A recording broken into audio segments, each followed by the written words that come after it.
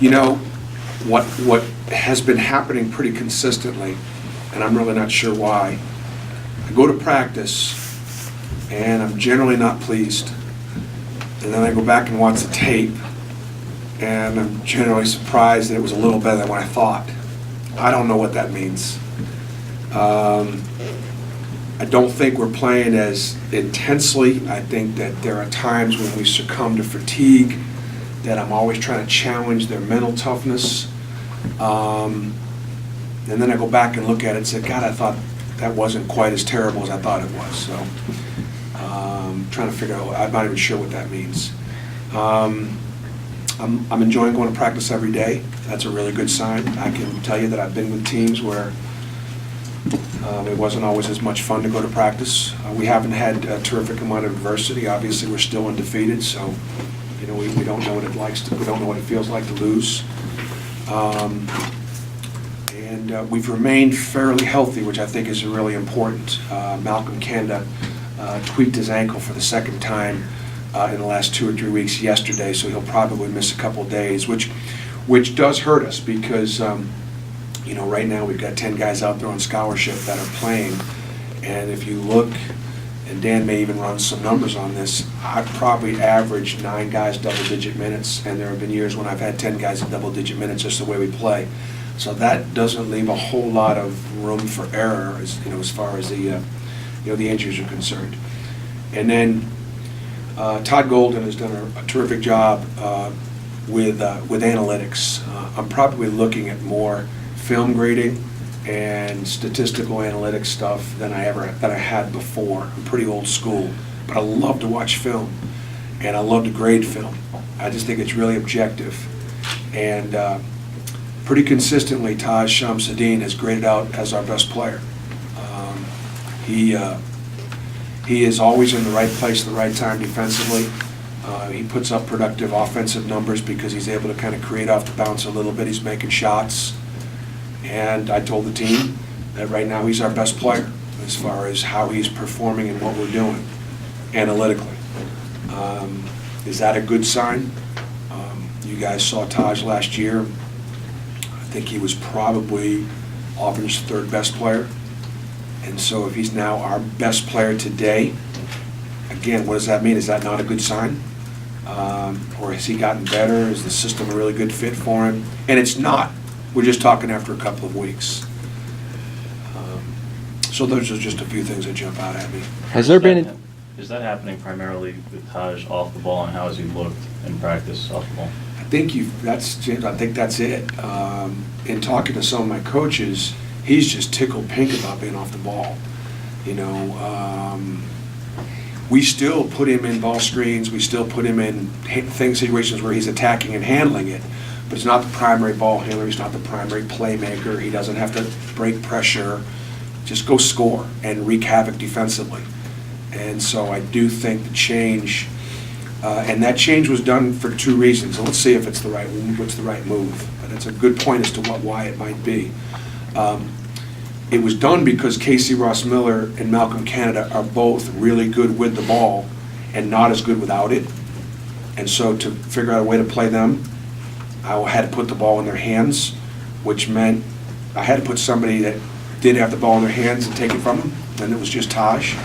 So it may work out, and I think it's working out, where the guys are in the positions that they're supposed to be in. Has there been anything that you have done in the past that you maybe have not been able to do with this team, or maybe you've even found tougher than what you've done previously? We can't throw the ball in the rim. We don't have many guys that can go get at the rim. We're not very long, and my Tennessee teams were always really long. And if you watch Kentucky, or if you watch the NBA, or you watch some of the better teams that play above the rim, that can be now a high percentage pass. That the way help comes over and rotates. If you could put guys above the rim, there aren't that many that can get there defensively, and it's a real high percentage play. We don't have that many guys that can play above the rim, so therefore we've got to fit that ball in those narrower windows down on the floor, and could probably lead to more turnovers than I would like to have. So that's probably been a little disappointing. limits you somewhat. How's Bowers come along? Is he in the shape you want him to be and running the floor and getting down? I think that right now Simeon and Matt are playing the center position, and knowing how both physical and aggressive both those guys can be, we'll probably need all 10 fouls. And so even though there may be times you'd say, well, gosh, one of those guys probably warrants more minutes. Right now, I just don't have the luxury, based on the numbers, of playing them together, because they're the only two inside players I have that you would, call in, true inside players. So right now in practice, they're playing against each other all the time, so they rarely get rest. When they play together, and I get them to play in shorter spurts, it's like rotating defensive tackles. If you've got another guy in there that can go in that next series, then you rotate those guys. They're just fresh and they're furious, and then they're playing at a different tempo. So I'd like to see both of them go harder, go faster, go longer, be more explosive. And I don't think either one of them are in the kind of shape that I'd like them to be in. When you say that, though, to be in great shape in middle October can wear you out in February and March. They got to get there. They're not there. But I'm okay that they're not there yet. Bruce, how have you told Simeon to train and prepare as far as just physically? Because are you telling him to prepare a certain way for maybe a 15-game stretch as opposed to a 30-game stretch? Is there a difference in how you're telling him to approach maybe the first 2 months as opposed to the whole season? Not really, as far as putting a number of games on it. Right now we haven't determined a starter between Simeon and Matt. And Simeon and I have talked about why we haven't determined that situation yet. Part of it is because Matt's probably a little ahead defensively, and Simeon's ahead offensively.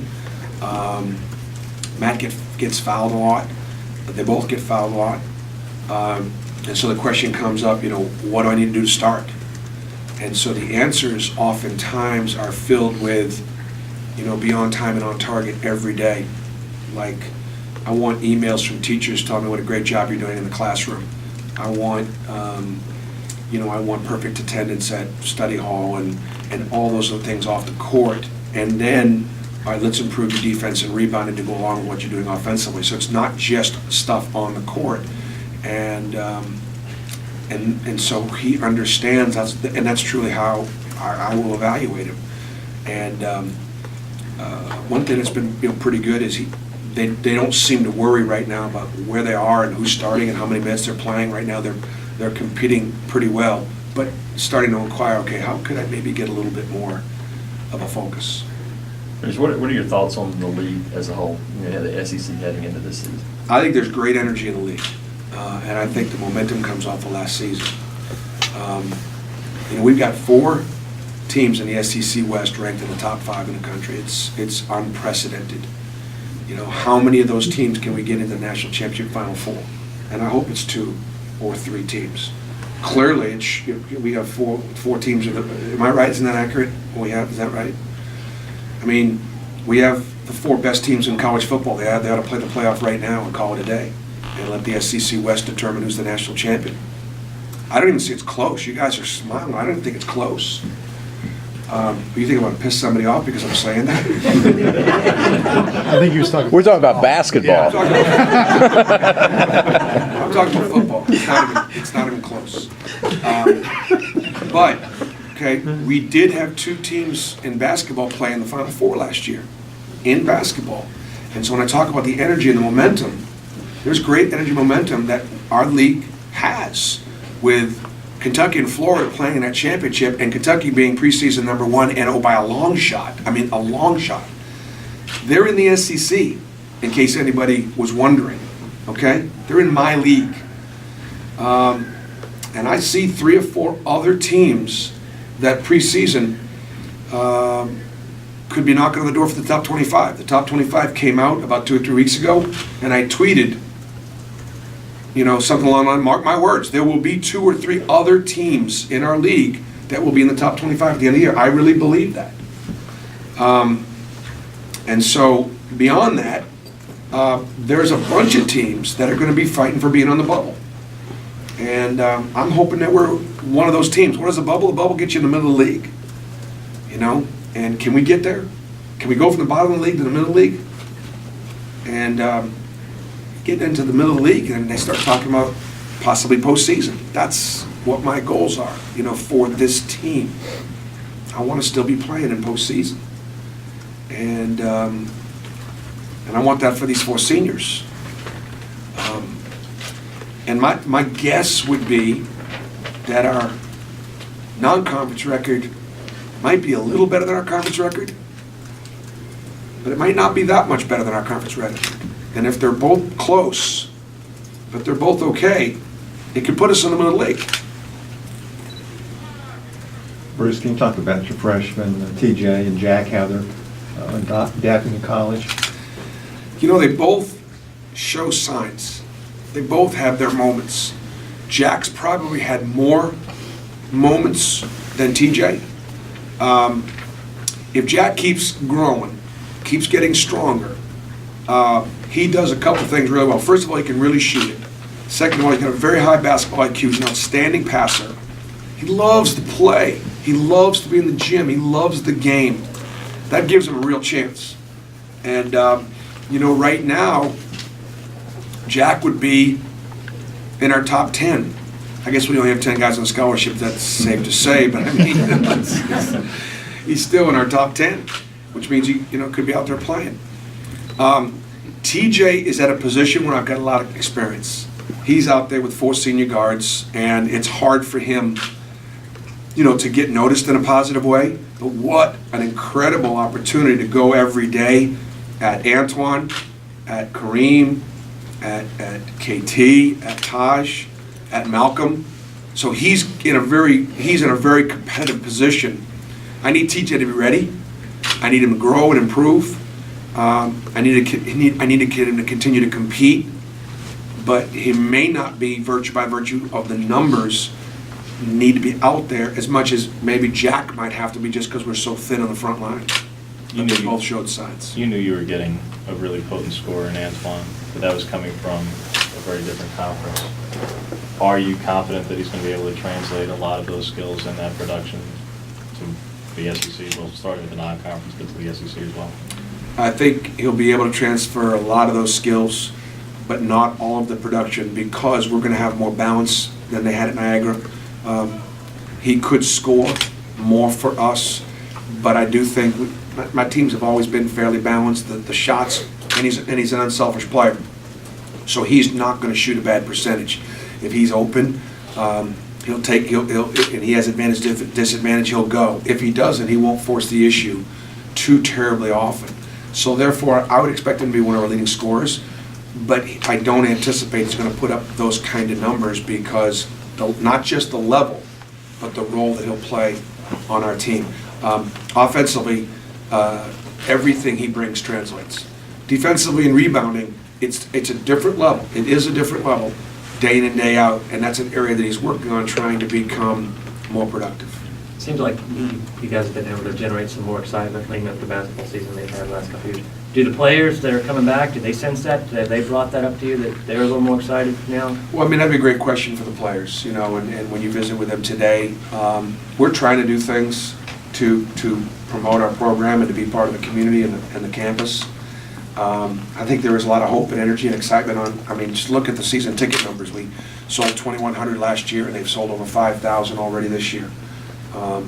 We're doing things where, you know, when we go on the road, we're going to have events starting off in Colorado, in Las Vegas, and almost every SEC city. We're going to have an alumni event on the road, and we're going to have more people that are going to be coming to our games because they're excited about our staff and our, you know, and our program, and we're way ahead of the curve off the court as opposed to how far ahead we are on the court. It's going to take us longer on the court than it will off the court, because the response from the fans and the community and the department has been outstanding. What do you attribute that excitement to? You know, it's attributed to Auburn family, the hope, the belief They've seen it done in a lot of other things, in a lot of other areas. They anticipate, they've seen excellence. I think they believe this coaching staff has been successful in the past and should be successful here at Auburn. And so there's hope from that standpoint. I think the things that you're hearing from the players about just how practice has been, but be mindful of the fact that we haven't faced adversity yet. We have our first private scrimmage. I think I can say what that is. Can you say what the scrimmage is with by rule? We've got I don't even know what the rule is on that. You guys know how careful I am with rules these days. We're playing on the road in a scrimmage, and then one exhibition game. And so that is coming up, not this weekend, but next weekend. Saturday at 2 o'clock, we'll have an inter-squad scrimmage with officials on campus here in the arena. We've been doing things 4 hours before the game pretty consistently. We just want to try to, develop that. People just sort of know whether it's an open gym or whether it's practice or whether it's, in this case, some scrimmage work, that when we can, 4 hours before the football game on Saturdays, we'll be in the gym so they come take a look. And so that'll be Saturday. And then the following weekend, we'll be in that against another opponent. And boy, then we'll really get exposed. I'll have a better idea after that, and maybe the West Alabama game, about where we are. I can only base it on how we're doing so far. Bruce, you mentioned not dealing with adversity yet, and I get we're undefeated until we lose, but for the few players who are holdovers, this program is used to a lot of losing. And like when Gus came back, you talked about how there was a lot of mental scarring and having to get past that. How much have you had to get, even if it's only 4 players, certain guys in this program, even administration, secretaries, whatever it is, support people, past what has been the past year? Yeah, we have 5 players that return, and we talk about it.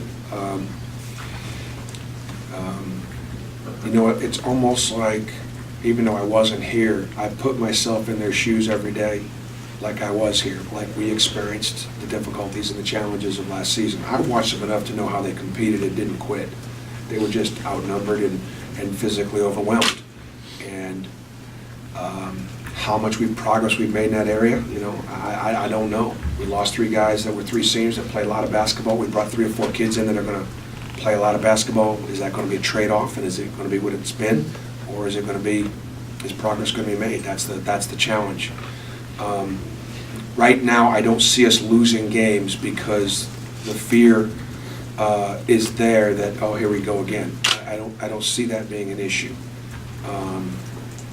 I think they feel good about where they are right now. I think they feel like they are going to be prepared and they're going to compete. That'd be my guess. Again, why do you have media day? These guys are available to you. That's really a good question, but it's really a question for them. I don't know how they feel about this team. Does this feel the same that it did every place that you've been to when you're first stepping into a new job, or is it different? Every year, same, every year. Go back next year, look at this press conference, and it'll be like, I can't tell the difference. Because I think that, I don't know that coaches can tell you.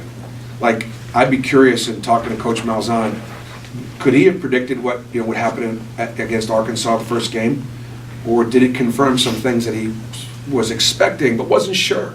I don't think you really know until you get out there every year. And then you begin to, again, get exposed. Okay, this is good. Okay, this is not good. Okay, this needs tightening up. And all you do every day is just try to focus on those things. So for me, ball screen defense, transition defense, rebounding, offensive execution, free throw checkouts,